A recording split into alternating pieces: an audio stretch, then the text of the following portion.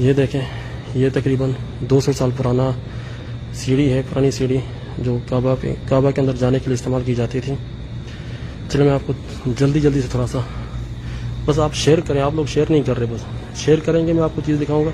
اس museum کے اندر میرے علاوہ کوئی بھی نہیں ہے، ٹھیک ہے جی، جلدی شیئر کریں۔ یہ دولاب جو ہے خانہ کعبہ کے اندر رکھا جاتا ہے، ٹھیک ہے جی۔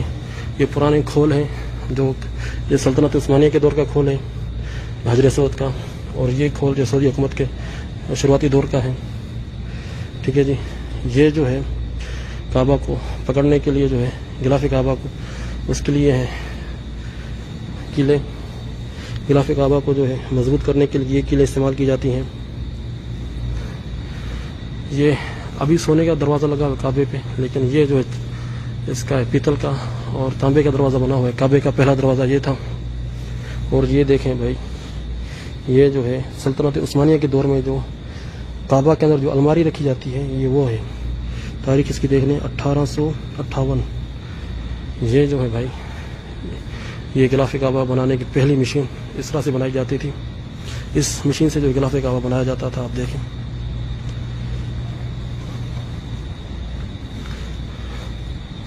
ٹھیک ہے جی۔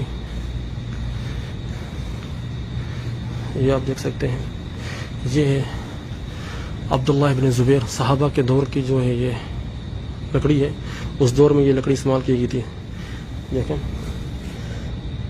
65 ہجری، یعنی 1400 سال پرانی لکڑی ہے۔ یہ کعبہ کے اندر استعمال کی تھی، کعبہ کی چھت کو پکڑنے کے لیے، یہ آپ دیکھ سکتے ہیں۔ اور یہاں پر بھی آپ دیکھیں، یہ اسی لکڑی کا جو ہے، کیونکہ 3 پلر ہوتے ہیں کعبہ کے اندر، ایک پلر تو موجود ہے اور دوسرے پلر کا کچھ حصہ یہاں پر موجود ہے۔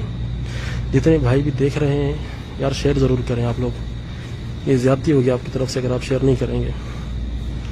یہ دیکھیں، یہ جو ہے کعبہ کے دروازہ جو ہے، اس کے اوپر جو ہے یہ سونے کی جو ہے پٹی لگی ہوتی تھی سلطنت عثمانیہ کے دور میں، جو ابھی تک موجود ہے یہاں پر۔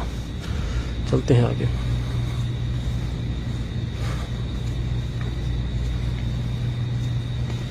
یہ دیکھیں جناب، کعبہ میں طواف کروانے کے لیے پہلے یہ جو ہے، یہ دیکھ رہے ہیں آپ، یہ استعمال ہوتا تھا۔ یہ جو ہے اس لکڑی کے اوپر بٹھا کے طواف کرواتے تھے بزرگ لوگوں کو، ضعیف لوگوں کو۔